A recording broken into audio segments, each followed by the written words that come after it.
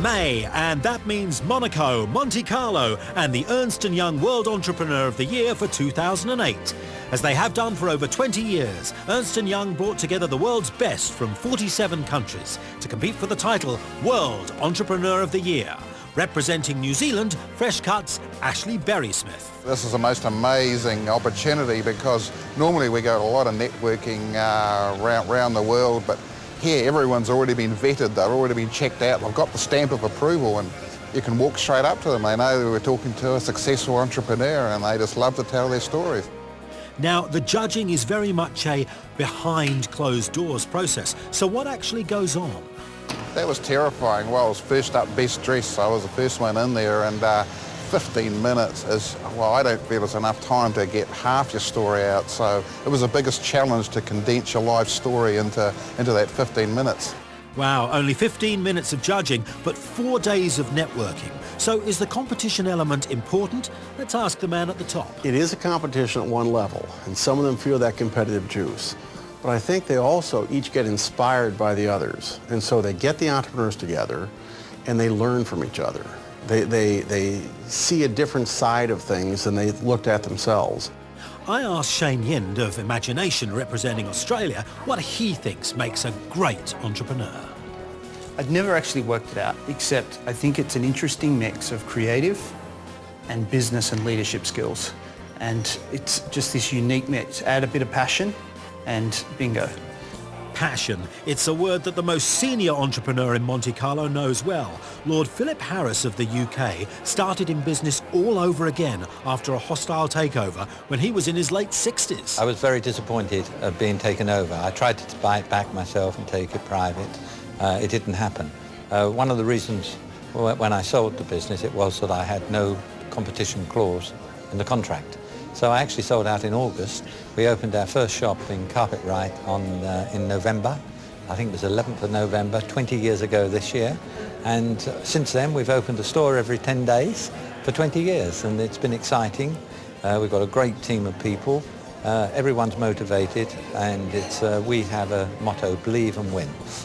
Belief and vision, something that all our entrepreneurs possess. I believe that by being an entrepreneur in sustainable energy, you can change the world, you can make it a better place.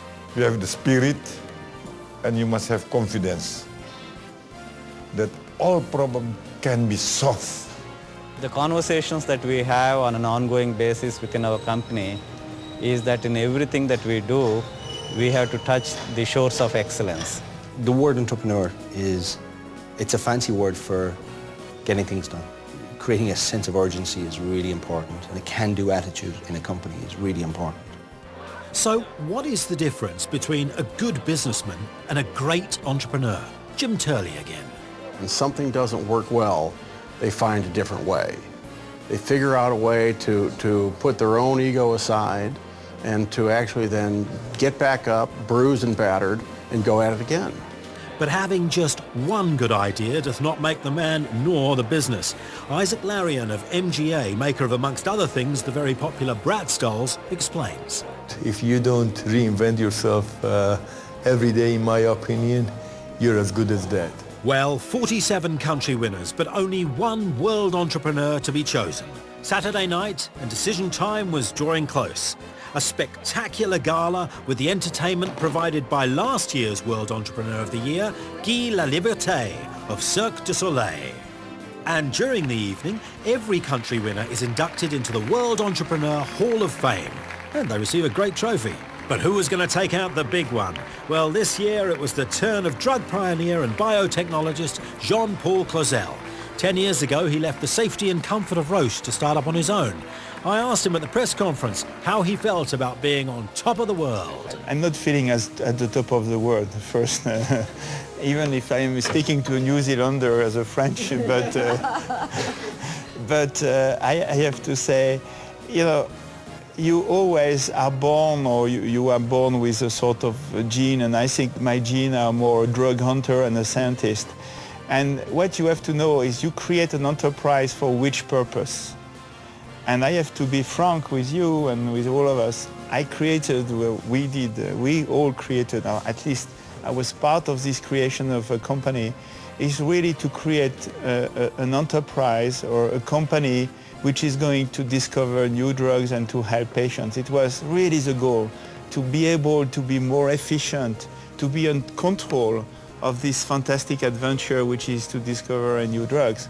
So, you know, I think that this is our final goal, and therefore I cannot dissociate the science and the medical, the patients. You know, I really, when people ask me what I'm thinking when I receive this prize, I really think of these patients, because when you know them, when you have treated them, you know how bad can be this disease. How terrible can it be when you see small children who cannot really go to school, who stay in a bed because they have this disease, and you can help them. I think that this is really what you think in this day, and I really think it's fantastic from Ernst & Young, in fact, to have given the prize to these patients, because I think that this is the first thought I had, is to think of all these unlucky patients who are really sick. We will, though, leave the very last word to Ashley. What's he going to take away from Monte Carlo? About 1,000 business cards.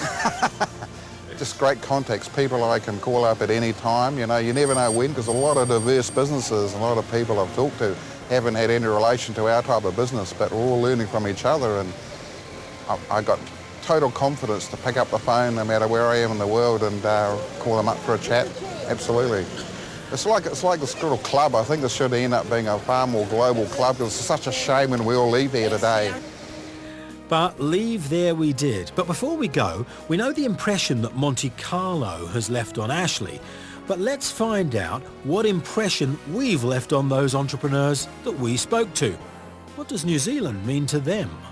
You know, it is generally seen as a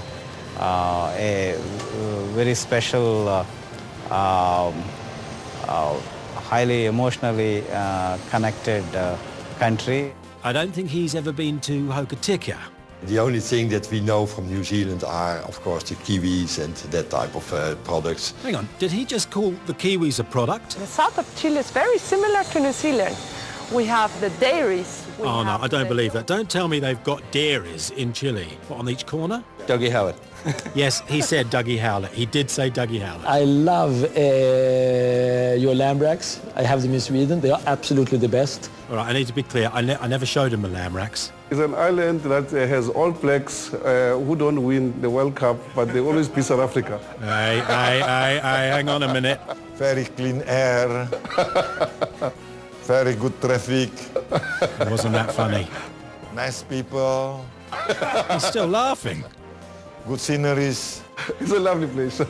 But not to make business there. Oh, no, we can't have that. I'll tell you a story about New Zealand. No, that's it. That's where we cut. We're not having Australians tell stories about sheep. That's it. Cut.